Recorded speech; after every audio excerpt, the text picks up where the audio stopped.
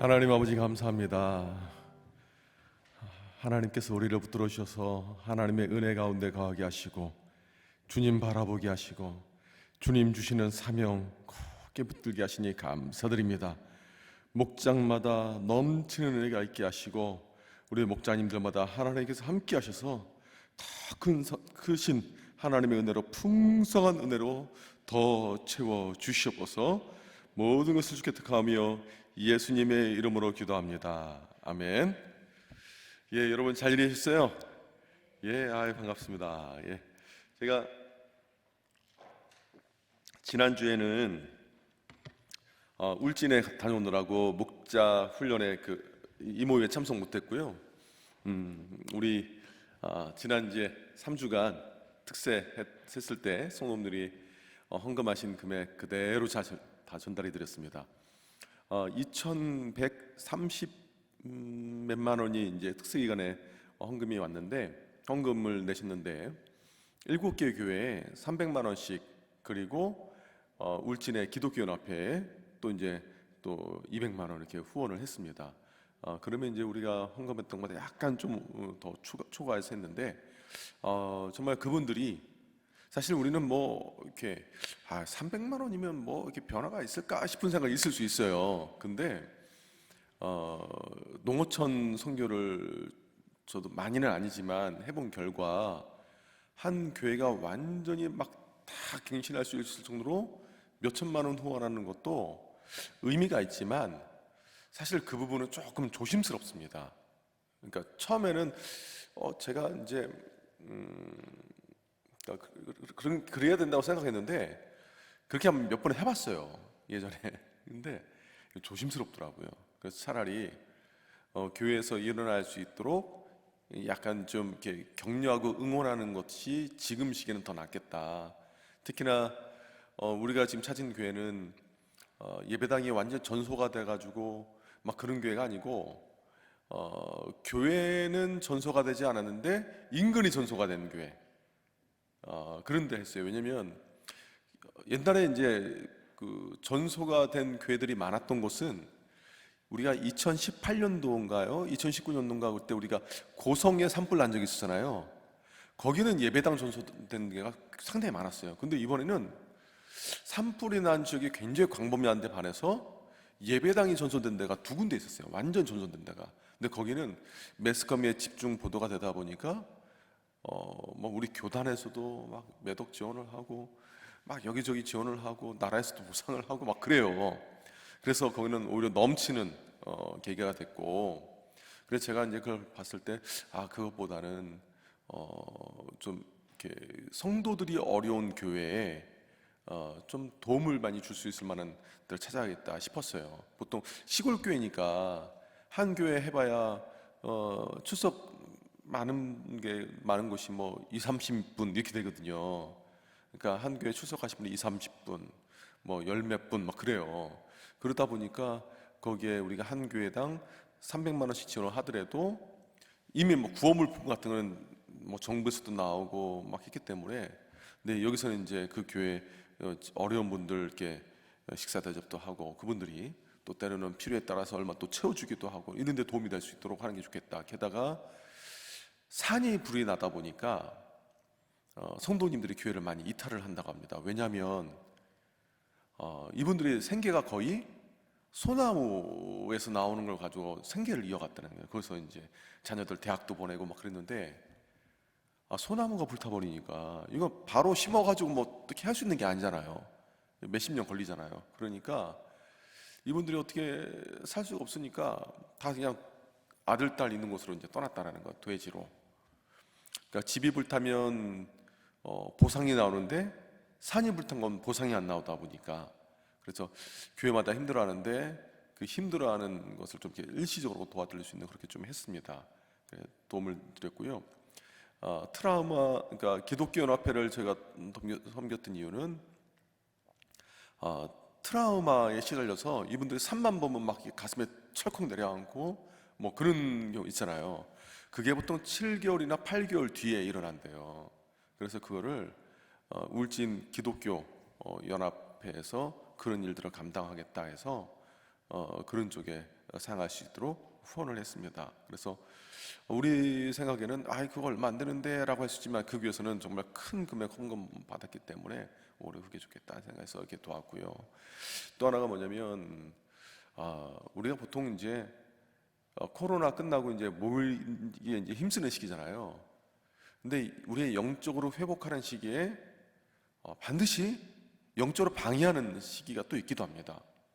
제가 이걸 이제 어떻게 느끼냐면 항상 우리 교회도 크게 부흥회 뭐 정별동 목사 모셔서 부흥회를 한다거나 은혜 크게 받은 뒤에는 꼭 시험거리가 톡톡톡 이렇게 올라올 경우가 있었고, 다른 교회들도 예를 들어 보니까 이제 회복하는 과정이잖아요. 어느 정도 회복된지 제가 궁금하지 않았겠어요. 막 전화해 보면 교회들마다 막 시험거리가 막 일어난다는 거예요.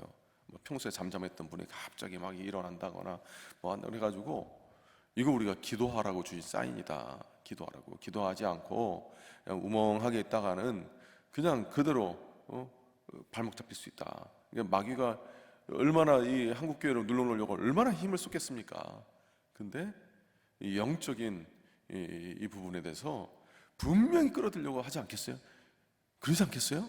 그러니까 교회들마다 막 이렇게 분란을 일으키고 시험을 일으키는 것들이 막 이렇게 한다는 거예요. 그래서 저도 올해 참 이상했던 게, 작년 특세는 특세하면서도 힘이 났어요. 근데 올해 특세는 특세하는 중간에서도 너무 힘들었어요. 사실은 영적으로 왜 이러지? 말씀을 연구하고 말씀을 제가 개인적으로 이렇게 연구하는 과정이 있고 연구하는 것을 설교로 옮기는 과정이 있잖아요. 그 말씀 연구하고 십계명을 묵상하고 할 때는 너무 저에게는 큰 은혜가 되는데, 설교로 옮기고 이제 선포하는 과정에 뭔가 좀 이상하다, 뭔가 좀 이상하다 많이 느꼈거든요. 그래서 제가 느낀 게 지금 우리가 기도해야 될 때인가 보다. 기도.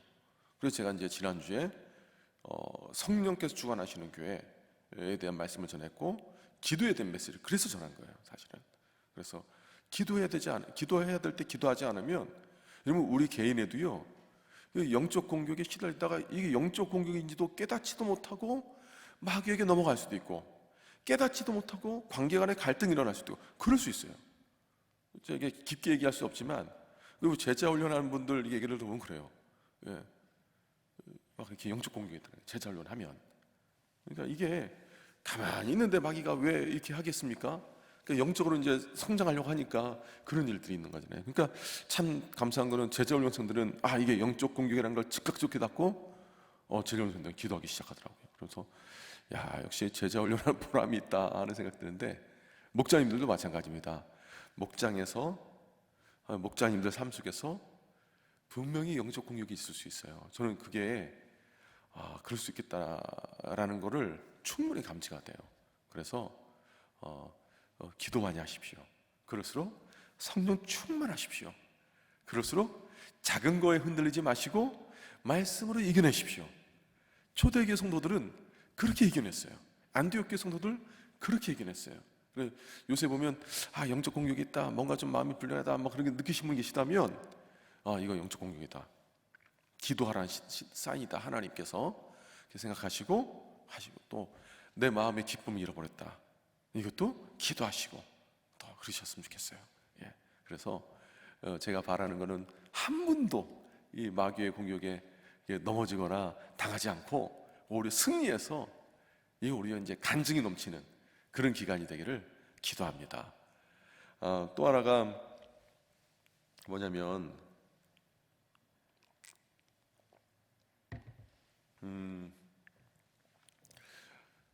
이제 돌아온 주부터 그 1교구 목사님이 이제 부임하실 거예요. 그래서 어제 이사했어요, 베다니 하우스에. 그래서 이제 저희가 어떻게 보면 이렇게 교육자들이 교체되는 시즌이 아니고 일반적인 이 시즌에는 사역자 구하는 게 정말 힘듭니다. 예전에 말씀드렸다시피. 그래서 새로운 사역자가 저희가 이제 그래도 선별을 해서 좋은 분 모셨는데 잘 적응할 수 있도록 기도해 주셨으면 좋겠고, 이제 우리가 5월 달에는 행복나눔 축제라고 했잖아요. 원래는 새새벽 축제예요, 그죠? 그래서 여러분 달력에도 보면 그 날짜에는 새샘 축제로 다 됐을 거예요. 근데 제가 생각해 보니까 지금은 우리가 불신자에게 복음 전하는 것도 필요할 뿐만 아니라 코로나가 이제 좀 완화가 되고 서로 이제 모여야 될 시기가 됐잖아요. 그렇죠? 이때는 불신자에도 복음을 전해서 아버지께로 인도할 뿐만 아니라 이제 믿음에서 멀어진 분도, 그런 분들 있을 수 있잖아요. 다시금 하나님의 사랑 안에, 다시 사랑 안에 이렇게 이끌어야 될 그런 시기다. 그래서 여기에 우리가 좀 이렇게 힘을 써야 된다라는 생각이 들었어요. 그래서 새생명 축제라고만 말하면 꼭 불신자에게 전도하는 이 이미지만 강하다 보니 그렇잖아요. 그래서 제가 고민하다가 이거 행복 나눔으로 바꿔야겠다. 그래서 불신자에게 복음을 증거함으로 그들도 참된 행복을 발견해서 주님께 돌아오고, 주님께 떠나가셨던 분도, 믿음에 조금 멀어지신 분도 다시금 우리가 이끌어서 행복한 그 다시 사랑 안에서 행복한 우리가 믿음의 생활을 하길 원한다 하자, 뭐 그런 의미로 올해만 한시적으로 행복 나눔 축제라고 했어요. 그리고 표를 다시 사랑 안에, 이건 뭐냐면 이제 믿음에서 멀어지신 분들 다시 이제 오시라고, 예배에서 좀 멀어지시고 예배 감기 잃어보시면 다시 오시라고, 사랑 안에 가라고, 그런 의미로. 근데 또 우리가 불신자에게 복음 전도하는 것을 포기할 수 없으니까 또 그들에게도 복음 전하고, 이렇게 이런 의미로 이렇게 진행이 됩니다. 그러니까 목장 안에서도 살펴야 될 분이 있으면 다시금 이제 예배 현장으로 나오실 수 있도록 인도하셨으면 좋겠고, 그리고 이제 불신자들에게도 복음 전할 분이 있으면 불신자들에게도 복음을 전하셨으면 좋겠어요. 근데 이제 제가 그런 차원에서 보니까 공동체를 강화하는, 좀 더 이렇게 강화한 공동체를 활성화하는 모임을 좀 가지려고 했는데, 아무래도 지금 뭐 그런 건의가 있었어요.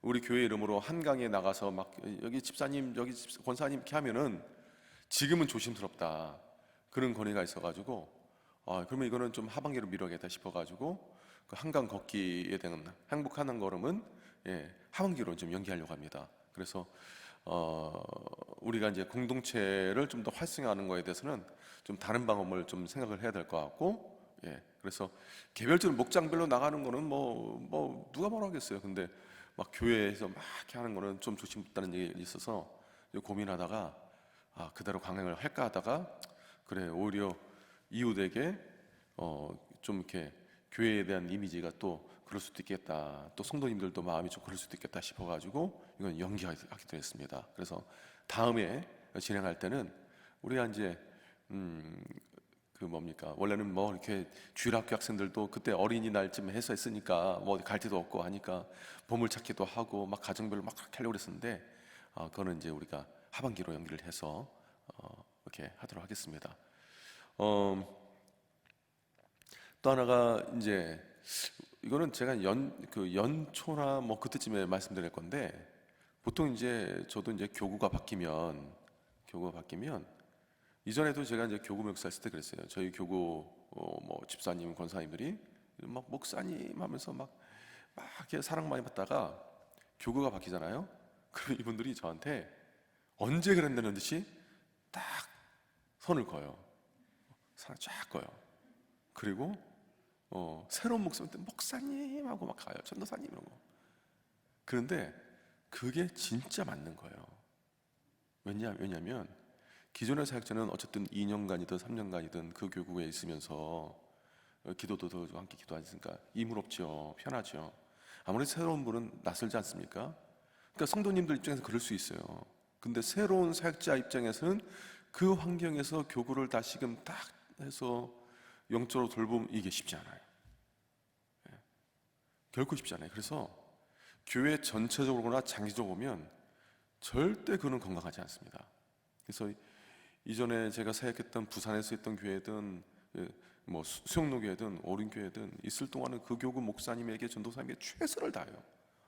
근데 떠나고 나면 성도들이 싹 손을 꺼요. 우리도 그래야 돼요. 어떻게 그럴 수 있냐? 근데요, 그게 교회를 위한 길이에요. 새로운 사역자가, 새로운 교육자가 이렇게 와서 거기 마음의 뿌리를 내리고 성도를 잘 화할 수 있도록 호흡할 수 있는. 그래서 저희 교육자들도 어떻게 하냐면, 이제 간혹 이제 교구가 바뀌는데도 저한테 기도한 기도 부탁하고 막 그랬던 분이 와가지고 목사님 제 기도 제목이 있어요 하거나 막 그러면은 막 인사를 하거나 그러면 그러세요? 잠깐만요 해서 교구 목사님 불렀어요. 불러가지고 목사님, 여기 권사님께서 저 있을 때 참 이런저런 기도 제목을 많이 나눠주셨는데 기도 바통을 목사님께서 이제 이어받으셔야 됩니다. 그래서 이 권사님의 기도 제목 들어주시고 꼭 기도 많이 하셨으면 좋겠어요. 그러니까 서로가 그렇게 약속이 되어 있었어요. 그래서 저도 이제 이렇게 있다 보면 저쪽에 있는 교구 목사님 저 불러가지고 하면 이제 또 그렇게 이어받기도 하고, 저도 이렇게 있다가 다른 애 있으면 또 불러가지고 이렇게 하기도 하고 그렇게 됐거든요. 그러니까 목자님들께서 교회의 어떤 핵심이잖아요.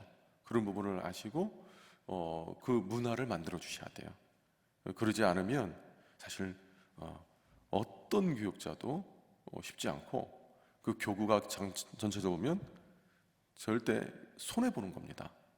그래서 우리 교구 사역자일 때만 막 최선을 다해서 서로 마음을 나누셨으며 그렇게 하시고, 떠나면 남이다 생각하세요. 남이다 생각하세요. 제가 이렇게까지 말씀드린 이유가 있어요. 남이다 생각하세요. 그냥 좀 쌀쌀맞다 싶을 정도로 남이다 싶으세요. 지금 우리가 좀 그게 필요해요. 제가 수년간 지켜보니까 그게 이게 안 돼가지고 막 괜히 막 이쪽 교구 목사님이 이쪽 교구 관여하고 막 그런 일들이 있다 보니까 그게 아니더라고요. 전체적으로 이게 마이너스예요. 그래서 이렇게까지 좀 강조하는 이유가 있습니다. 쌀쌀맞게 났더라도 남이다 생각하시고 우리 지금 교구 사역자에게 집중해 주세요. 그렇게 하시는 게 전체적으로 교회 되게 됩니다. 그리고 이거는 어떻게 보면 다른 모든 교회들이 그렇게 해요. 저도 이 교회 저게 막 해도 다 그러더라고요. 그게 맞아요. 그렇게. 자, 혹시 질문 있으세요? 없으시죠? 그래서 올해만 세종 축제가 행복나눔 축제로 이렇게 바뀌었습니다. 올해만. 그리고 이렇게 계속 진행하도록 하겠습니다. 자, 좋은 교회를 넘어 위대한 교회로, 사도행전 13장 1절에 3절 말씀, 우리 이제 이 본문을 돌아온 주에도 볼 건데요. 한번 우리 함께 읽도록 하겠습니다. 안디옥 교회에 선지자들과 교사들이 있으니 곧 바나바와 니게르라 하는 시몬과 구레네 사람 루기오와 분봉왕 헤롯의 젖동생 마나인과 및 사울이라. 금식할 때에 성령이 이르시되 내가 불러 시키는 일을 위하여 바나바와 사울을 따로 세우라 하시니 이에 금식하며 기도하고 두 사람에게 안수하여 보내니라. 아멘. 자, 안디옥 교회에 대한 메시지죠. 안디옥 교회 참 제가 정말 꿈에 그리는 교회예요. 정말 옛날부터 제가 이제 부목사 시절부터 어느 날 이 말씀을 딱 듣는데 확 들어오는 거야. 안디옥 교회가 정말 꿈에 그리는 교회예요. 정말 이게 보면 돌아온 주에도 이렇게 살펴보겠지만 절대로 합쳐질 수 없는 사람들이 하나가 돼서 주의 뜻을 이루거든요. 그런 것도 해가지고 참 계속해서 이제 이 말씀 가지고 2, 3주 계속 살펴보겠습니다. 자, 우리 목장의 목원들 중 다시 목장으로 초대해야 할 목원이 있다면 함께 이야기해 보세요. 이거는 이제 우리 행복나눔 축제, 이번에 다시 사랑 안에 이걸 위해서 이렇게 나누는 질문이고요. 그래서 우리 막 이렇게 모이자고 막, 사실 이때를 위해서 저희가 그 코로나 시기에 이 끈을 놓치지 않게 해서 막 이렇게 저렇게 막 거미줄 쳐놨어요. 그 중에 하나가 양육훈련이에요. 양육훈련. 계속 양육훈련하고 비대면 신방하고 코로나 걸리면 가가지고 막 이렇게 막 곰국도 막 걸어놓고 반찬도 걸어놓고 전화도 하고 또 막 MIP 기도도 하고 끊어지지 않게 하기 위해서 계속해서 못 모이는 상황이 계속해서 못 느끼시겠지만 그걸 너무 이렇게 친하게 하면 또 아니잖아요. 영적으로 다운돼서도 안 되고, 그래서 계속해서 우리가 이제 연결권을 만들어놨는데 이제 한번 이렇게 MIP 기도하는 엄마 중에서 안 나오면 있으면 나오라 하고, 같이 양육훈련했던 분 중에서 안 나오면 나오라 그렇게 하라는 거죠. 목장도 마찬가지고 이렇게 이야기해 보셨으면 좋겠고. 자, 1번 문제 함께 읽습니다. 좋은 교회를 넘어서 위대한 교회로 발돋움한 교회들이 가지고 있는 공통점은 무엇일까요? 예. 제가 예전에 이제 좋은 기업을 넘어서 위대한 기업으로라는 책을 제가 좀 이렇게 인상 깊게 읽었다고 했잖아요. 사실 이게 제 마음속에 항상 이렇게 있었던 거예요. 왜냐하면 제가 말씀 중에도 좀 말씀을 드렸지만 제가 거쳐왔던 교회들이 뭐 이민교회도 있었고 한국에 지금 100년이 훌쩍 넘은 교회도 있었고 예를 들면 왕십리교회는 우리 교회랑 밀접한 관계가 있잖아요. 그 왕십리교회에서도 사기를 했고 도남동에 있는 뭐 성일교회라고 해서 한 800명 당시 출석했던 교회도 사역을 해봤고 그리고 뭐 오륜교회, 수영로교회 사역을 해보고 또 제 모교회도 있고 제 모교회도 한 70주년 됐나? 지금 정확히 잘 기억이 안 나는데 그래도 전통교회고 제 모교회 원로 목사님과 우리 원사님 목사님과 친구예요. 신학대학원 때부터 친했던 5분의 친구가 있대요. 우리 원로 목사님과 제 대전에 있는 제 모교회 원로 목사님, 수영로교회 정필동 목사님, 다른 2분은 제가 잘 모르겠어요. 근데 3분이 가난하고 뭐 힘들었던 막 했던 5 분의 그 친구 중에 이렇게 딱 이렇게 친구래요. 근데 이제 막 이렇게 여러 이렇게 겪다 보니까 제 모교회가 지금 반토기 나버렸어요, 사실은. 너무 가슴이 아픈 거예요. 제 모교회는 이거는 이제 그 안 나가잖아요, 그죠? 그 유튜브 안 나가니까 지금 말씀을 드리는데 반토막이 났어요. 그러니까 제 모교회도 인원수가 이 정도 인원이었다가 점점 더 성장해서 이렇게 있다가 그러니까 그때 이 인원과 성장에 딱 쭉 줄어서 이 인원은 힘 차이가 너무 다른 거예요. 그러니까 저는요 이게 수년간 가슴에서 막 때로는 막 울분이 나기도 하고 때로는 막 눈물이 나기도 하고 막 그래요. 제 모교회는 저에게 있어서 어렸을 때 그냥 제 삶이었어요, 인생이었어요. 그리고 왕십리교회도 이런 또 이제 하여튼 그러니까 막 힘을 못 받는 그러니까 제가 그 전통교회를 재활성화하는 꿈을 제가 왜 꿨겠습니까? 이게요 힘들어요. 개척이 편해요 오히려. 그냥 하는 얘기가 아니고 그래서 저랑 왕십리교회 같이 사역했던 목사님은 그래서 개척교회를 해요. 그래서 지금 분당 우리 교회에다가 일반 성도 파송운동 거기에 이렇게 나가는데 하여튼 그렇게 개척을 꿈을 꾸고 막 하는 분들이 많아요. 그러니까 전통교회 맛본 분들이 지금 제 동기들은 개척을 해요. 너무 힘드니까. 근데 저는 제 모교회의 아픔, 그게 막 너무 이렇게 있다 보니까 수년째 막 지금도 막 반도 안 되는 것 같아요. 얘기를 들어보면. 그래서 제 항상 키워드는 뭐였냐면 안주하면 후퇴하더라. 이게 경험상 나오는 거예요. 경험상. 이전에는 든든했죠. 왜 모르겠습니까? 든든했죠. 근데 안주하면 어느 순간 후퇴하더라. 막 지역사회가 어떻게 딱 되는 순간 또 훅 빠져나가고 세대 교체가 보통 일어나면 담임 목사님에서 이제 세대 교체가 일어나면 보통 10%에서 15%가 훅 빠져나가는 건 거의 뭐 이렇게 공식이에요. 공식. 그러니까 우리 목회자들 사이에서 일종의 경험적으로 산출되는 공식이 있어요. 세대 교체가 되면 10%, 10% 빠져나가는데 그 정도 빠져나니까 사람들이 많이 빠져나가는 것처럼 느껴지니까 사람들이 힘이 빠진 데에서 치고 나가지 못하면 더 빠진다. 근데 치고 나가면 이게 쉽지 않지만 치고 나가면 그래도 힘을 받는다. 또 이제 3년째 되면 신혼 끝나니까 막 성도들이 불평불만했는데 또 이렇게 해야 된다. 몇 년 되면은 또 교인이 또 나눠서 나름대로 이게 교회들마다 이렇게 패턴이 있더라고요. 근데 우리는 아직까지 3년 지났는데도 뭐 이렇게 이런 거 없는 거 막 이게 크게 막 이러는 거 없는 거 보니까 저는 이제 정말 감사한데 그런 게 있어요. 근데 감사하게도 우리는 예배 출석이 더 늘지 않았습니까? 2019년도 보면은 그때 이 근처에 그러니까 예를 들면 제가 당회에서도 2000년대부터인가 하여튼 지난 연도 예배 출석 인원을 공개를 다 했어요.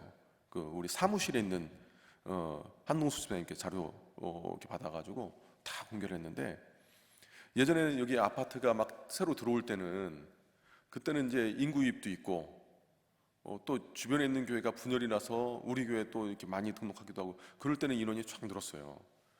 그래서 주일학교는 이 근처에 인원이 줄다 보니까 한때 우리가 막 엄청 많이 나왔잖아요 주일학교가. 근데 막 줄었는데 작년 인구가 한 200~300명 늘었다가 지금 쭉 그대로 왔거든요. 그러다 2017년도에 메르스 있으면서 한 번 더 직격탄 받고 뭐 그렇게 했었는데 2019년도에는 그동안 2000년대부터 지금까지 작년 출석은 최고로 많이 났어요. 그러니까 한 해 등록 인원이 꽤 많았잖아요. 예. 그랬는데 코로나 이고 나서는 이제 이게 힘이 축 빠진 거죠. 근데 제가 이제 느꼈던 게 뭐냐면, 예전에 이제 좋은 교회에서 안주했을 때 후퇴하는 게 자꾸 연상이 자꾸 떠오르니까, 이게 제 안에서는 이러면 안 된다라는 생각이 자꾸 들었던 거예요, 제 안에서. 예, 그래서 이제 빨리 위대한 교회로 우리가 함께 나가는, 그래서 함께 거룩함으로 일어나라, 이것도 좋은 교회에서 위대한 교회 말하면 그거예요. 예, 교회 본질적인 게 뭐냐. 그래서 그래서 제가 이제 기업도 마찬가지고, 뭐 제가 보니까 교회도 안주하면 후퇴하더라. 특히나 교회는 마귀의 영적 공격이 언제나 있습니다. 마귀의 영적 공격이 언제나 있기 때문에 주님께서 항상 말하잖아요. 그런즉 깨어 있으라. 항상 깨어 있으라. 깨어 있으라 말씀하시거든요. 교회가 깨어 있을 때, 깨어 있어야 할 때 깨어 있지 못하면 우는 사자와 같이 돌아다니는 마귀들이 교회를 가만두지 않습니다. 그래서 먼저는 담임 목사가 깨어 있어야 되고, 영적으로 이게 영적인 뭔지 아닌데 딱 분별할 수 있는 게 있어야 되고, 동시에 기도하는 우리 기도의 동역자들이, 또 영혼을 돌보는 영혼의 동역자들이 깨어 있어야 돼요. 그게 정필동 목사님 이제 소천하셨는데, 이제 정필동 목사님의 생전에 그게 모토가 뭐냐면 입 다물고 기도하라, 그거였어요. 목사님부터 이렇게 하셨으니까. 그러니까 막 이렇게 막 분란이 있고 그럴 때는 막 말하면서 이게 걷잡을 수 없이 커져나고 그러니까, 마귀가 그걸 틈타서 역사하기 때문에 항상 입 다물고 기도하라. 그래서 일단은 우리가 주의 뜻을 분별해서 기도하는 게 중요하다. 안디옥 교회가 그렇게 기도했거든요. 주를 섬겨 금식해서, 또 주님 말씀 주시니까 막 말하고 이게 맞나 틀렸나 막 이게 아니고 기도했어요, 기도. 자, 그러면 좋은 교회를 넘어서 위대한 교회로 발돋움한 교회들이 가지고 있는 공통점이 뭐냐? 좋은 것에 안주하지 않고요, 하나님께서 기뻐하시는 것을 향해서 더 좋은 곳으로 나간다는 거예요.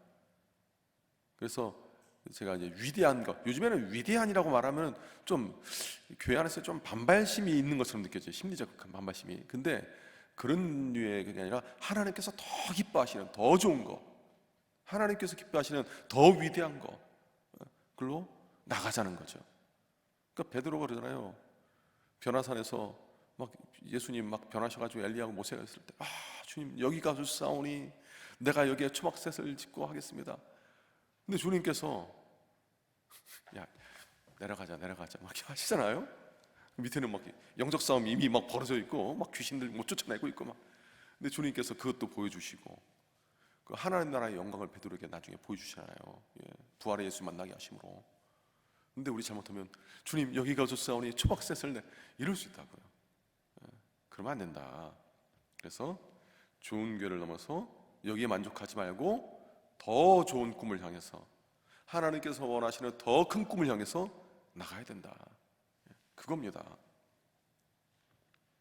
그러면 안디옥 교회는 좋은 교회를 넘어 위대한 교회로 발돋움했다. 이유가 뭐냐? 그 좋은 교회에서 위대한 교회로 이렇게 발전한, 근데 그거는 이제 3번에서 이렇게 보겠고요. 그러면 안디옥 교회의 설립 배경과 특징에 대해서 한번 보자. 그러니까 처음부터 안디옥 교회가 좋았고 처음부터 위대했던 교회는 아니죠. 처음에는 굉장히 연약했습니다. 왜 그러냐면 사도행전 11장 19절에서 21절 보면 내용이 그거예요. 예루살렘에 거대한 핍박이 일어났죠. 스데반을 죽이지 않았습니까?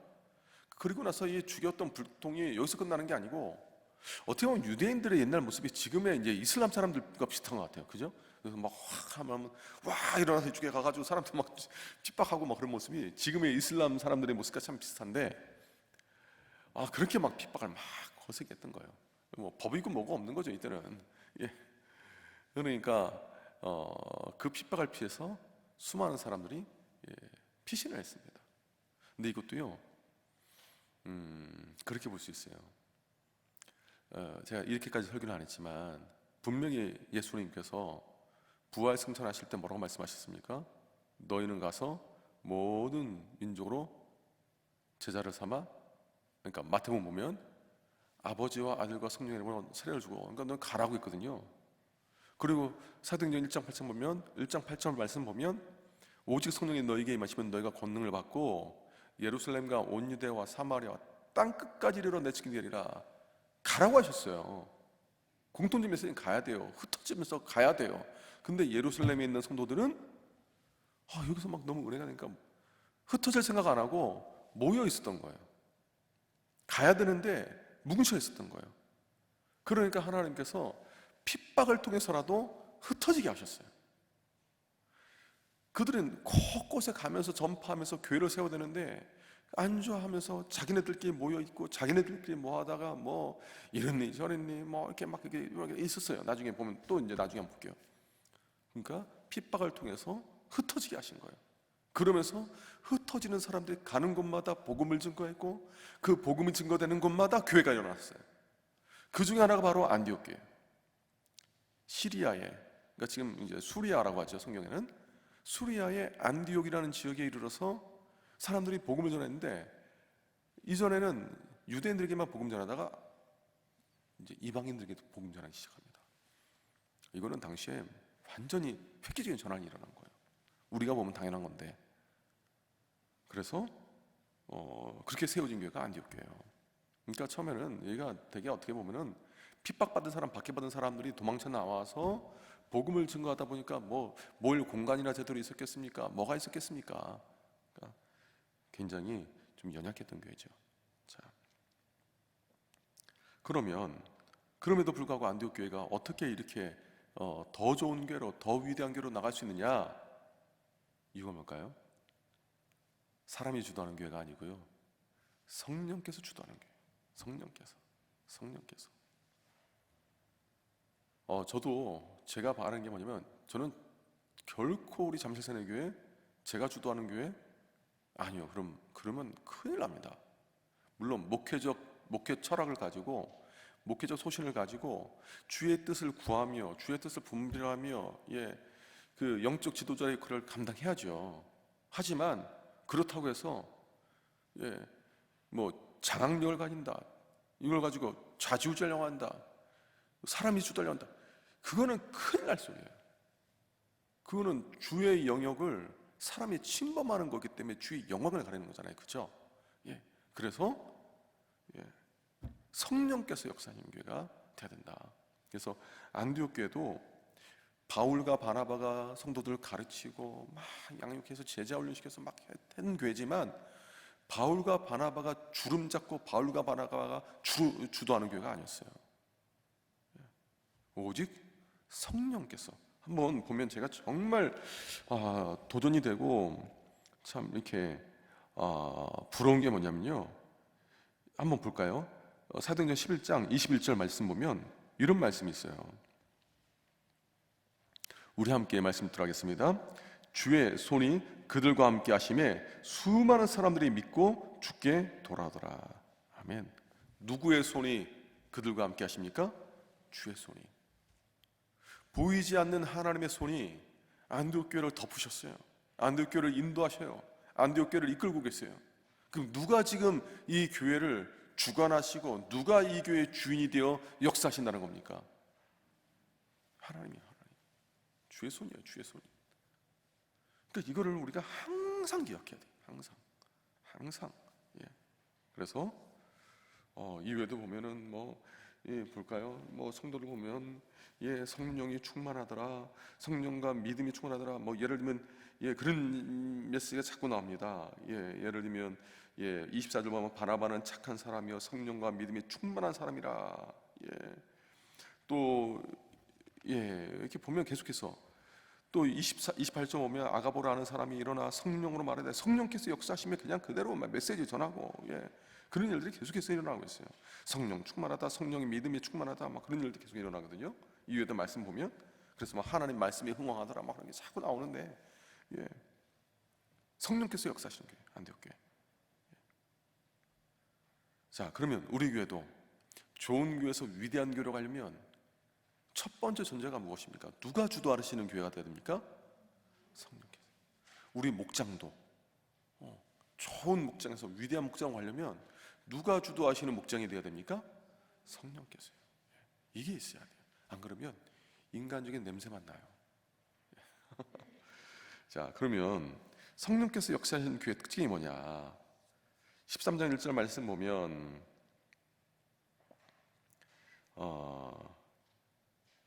자, 이게 1절이 아닌데 1절이 제가 이제 좀 더 꼼꼼하게 체크했어야 하는데, 자,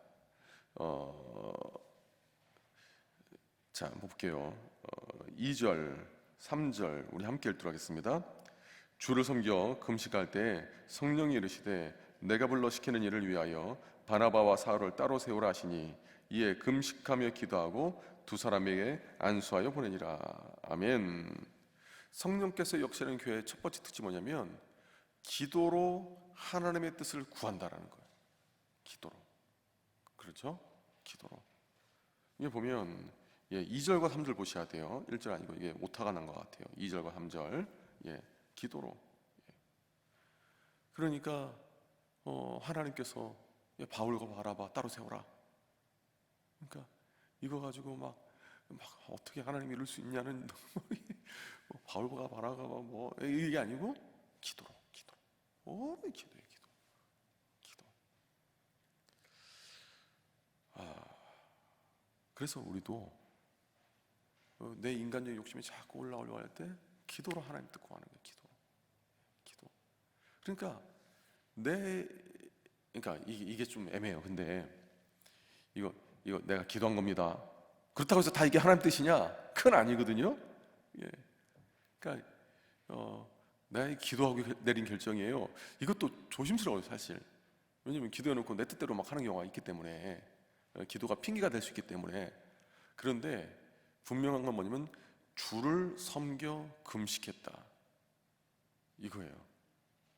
자칫 잘못하면 나를 섬겨 금식하고 나를 섬기기 위해서 기도하고 내는 결정일 수도 있는데, 이 말씀 보면 뭐라 합니까? 주를 섬겨 금식했다. 그래서 바울과 바나바가 지금 이 자리에서 큰 무리들이 주님께 돌아오고 막 그러니까 얼마나 흥분이 되겠습니까? 그러니까 여기서 해야 될 일도 많죠. 그런데 지금 어떻게 보면 막막한 길을 하나님께서 인도하시는 거예요. 바울과 바나바 입장에서 보면. 그래도 순종하는 거예요. 안디옥 교회 입장에서도 보면 우리 지금 팀워크 잘 맞고 바울과 바나바가 지금 막 이렇게 말씀에 이 구심점 잡아주고 말씀을 일깨워주고, 성경을 기록했던 인물이 저자 직강을 하는데 얼마나 큰 은혜가 되겠어요. 얼마나 또 욕심이 났겠습니까? 만약에 제 스승이 바울과 바나바였다면 저는 1년으로 만족 안 할 것 같아요. 여러분 같으면 1년 만족하겠어요? 목회자의 입장에 저에게는 1년으로 만족 안 할 것 같아요. 계속해서 껌딱지처럼 딱 달라붙어 있을 거예요. 수첩 들고 항상 녹음기 켜놓고 막 그럴 것 같아요. 그런데 주를 섬겨 금식하면서 이게 우리 뜻은 있지만 있다 할지라도 딱 끊고 주님 뜻대로 주의 뜻이 무엇인지 분별하기 위해서 또 기도하잖아요. 지금 그 일을 했다는 거예요. 사실 이게 한 문장 구절로 딱 이게 있으니까 우리는 평변적으로 읽기 쉽지만 당시에 살아가는 사람들의 입장에서는 이게 그냥 성경 한 구절로 딱 끝나는 거겠냐고요, 솔직히. 그건 아닐 거 아니에요, 그죠? 근데 그래도 금식했다. 기도로서 하나님 뜻 구하는 거예요, 첫 번째가. 두 번째가 뭐냐? 그러니까 인간적인 생각, 인간가 아니에요. 인간적인 철학 아니에요. 막 주님께 역사하시는데. 그래서 성령의 역사심에 대해서 인간이 방해꾼이 되면 안 된다. 어떻게 방해꾼이 될 수 있냐? 인위적으로 조장하는 것도 성령의 역사심에 방해가 되는 거잖아요, 그죠? 성령께서 역사하신 거 아닌데 막 성령께서 역사하셨다고 가지고 막 인위적으로 조장해서 또 이거 죄고, 성령의 역사심을 인위적으로 제한하는 것도 죄예요. 그렇지 않습니까? 그러니까 성경을 보면 하나님 손에 쓰임 받은 사람은요, 성령의 역사심을 인위적으로 제한하거나 인위적으로 조장하지 않았어요. 인위적으로 조장하려고 했던 사람이 마술사 시몬. 어떻게 하면 네가 할 수 있냐고 막 돈 주고 좀 나 좀 알려달라고 그러다가 네 돈과 함께 네가 망할지어다 했잖아요, 그죠? 그러니까 인위적으로 조장하려고 하다가 망했던 게 마술사 시몬. 이은혜가 제안했던 게 뭡니까? 이방인에게 또 복음을 전하려고 하는데 처음에 베드로가 나 이거 부정한 거 안 먹는다 막 고넬료 집 갔다 오고 나니까 왜 이방인에게 복음 전했냐, 그러니까 막 했다. 이거 다 인위적으로 제한하려고 하는 거 아닙니까? 성령의 역사심을 자유롭게 우리가 알 수 있도록 내어드리는 거예요. 근데 거기에 기도로서 분별해야 됩니다. 두 번째가 뭐냐? 누구를 의지하면 안 됩니까? 오직 누군만을 의지합니까? 하나님만 의지합니다. 그러니까 사람 의지하지 말고 하나님만 의지해야 돼요. 사람 의지하지 말고 하나님만. 그러니까 저도 사람 의지하지 않습니다. 이상하게 그럴 만한 전조 증상이 있으면 그 사람이 교회에서 떠나가게 만들어요. 지금까지 그랬어요. 그러니까 뭐 이렇게 막 마음이 안 좋아서 뭐 그게 아니고 이사를 보낸다거나 다른 교회 옮긴다거나 뭐 그랬어요. 지금까지 제가 부목사 있었을 때. 그러니까 야, 이걸 보면서 처음에는 이분이 있으면 교구 사역 좀 더 힘있게 할 수 있을 것 같은데, 이분이 있으면 좀 더 힘차게 할 수 있을 것 같은데, 하나님께서 다 정리하셨어요. 그걸 보면서 목회는 사람 의지하는 것이 아니라는 것을 계속해서 저한테 삶을 통해서 일깨워 주셨어요, 하나님께서. 그래서 제 모토가 또 이제 저의 목회적 스승님들이 그런 모토였어요. 하나님 의지하지, 죄송합니다. 이건 아닙니다. 사람 의지하지 말고, 상황 의지하지 말고, 물질 의지하지 말고. 사람 의지하면 어떻게 되는지 다 알죠. 사람의 종이 돼요. 환경 의지하면 환경에 따라 제약받는 사람이 돼서 하나님 역사십니다. 물질 의지하면 물질의 탐욕이 있는, 이게 타락이에요, 타락. 그래서 사람, 환경, 그리고 물질 의지하지 말자.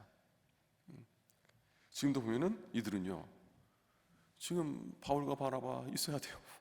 또 상황이 그게 아니에요. 지금 떠나가면 안 되는 거예요. 그리고 지금 이들이 지금 모였는데 또 바울과 바나바 또 보내면 또 성경은 보내야 될 거 아닙니까?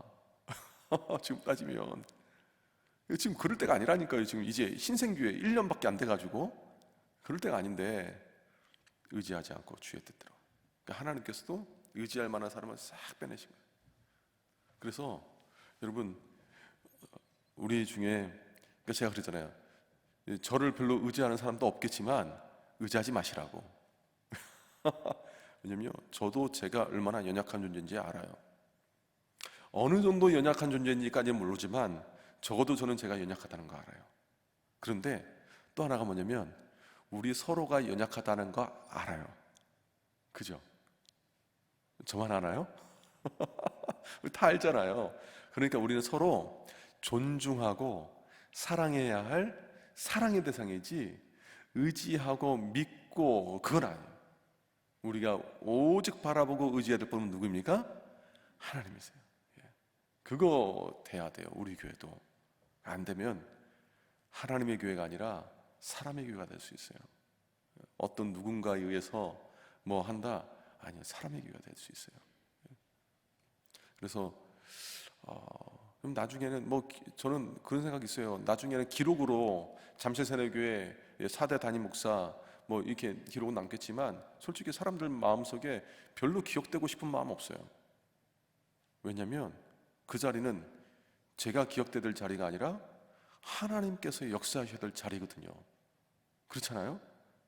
그거는 저뿐만 아니라 우리 모두 다 마찬가지예요. 그 누구도 우리는 하나님을 대신해서는 안 돼요. 그러니까 우리는 서로 사랑과 존중의 대상이다. 아시겠죠? 그랬으면 좋겠어요. 정말 그랬으면 좋겠어요. 자, 그러면 5번 우리 함께 읽도록 하겠습니다. 지난 한 주간 나는 하나님께 얼마나 기도하는 삶을 살았습니까? 매일 하나님께 드릴 기도의 시간과 장소를 정해서 기록해보고 목원들과 함께 다짐하고 실천해 봅시다. 한번 기도에 대해서 한번 MIP 기도하면 MIP 기도 하시고, 중보 기도하면 중보 기도 하시고, 어쨌든 간에 새벽 기도가 힘드시면 낮이라도 기도하시고 밤이라도 기도하세요. 그래서 저는 한편으로는 저는 원래 어렸을 때부터 밤 기도했던 사람이거든요. 밤 기도는 막 산 기도해도 막 재밌어요. 2시간, 3시간 가는 거 시간 가는지 모르겠어요.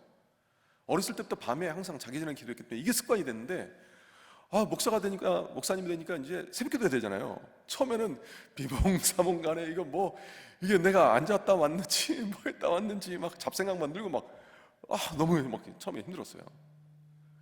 근데 이제 저는 새벽 기도 해야 되잖아요. 그래서 새벽 기도에 체질을 하려고 막 해서 지금은 이제 새벽만 되면 눈이 떠지고 이제 나오는데, 여러분 만약에 밤 기도가 맞다 하시면 밤 기도 하세요. 중요한 것은 뭐냐? 기도하시는 거예요. 만약에 내가 새벽에 나와서 첫 시간을 하나님께 드려야겠다, 그럼 다짐이 생기고 각오가 생긴다, 그럼 새벽 기도 하세요. 중요한 건 뭐냐? 기도하는 거예요. 자 6번 우리 함께 읽습니다. 시작.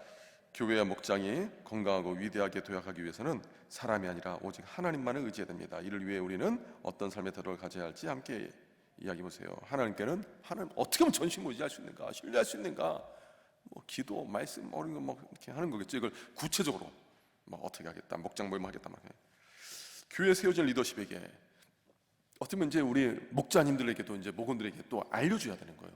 목원들이 목자님을 존경하고 사랑하는 법도 사실은 배워야 되는데, 이건 제가 여러분 스스로 이렇게 말하기 힘들잖아요, 그죠? 언젠간 제가 말을 하겠습니다. 속 시원하게 긁어드릴게요. 그래서 서로에게는 사랑하고 존중하는 거, 이렇게 하시면 될 것 같아요.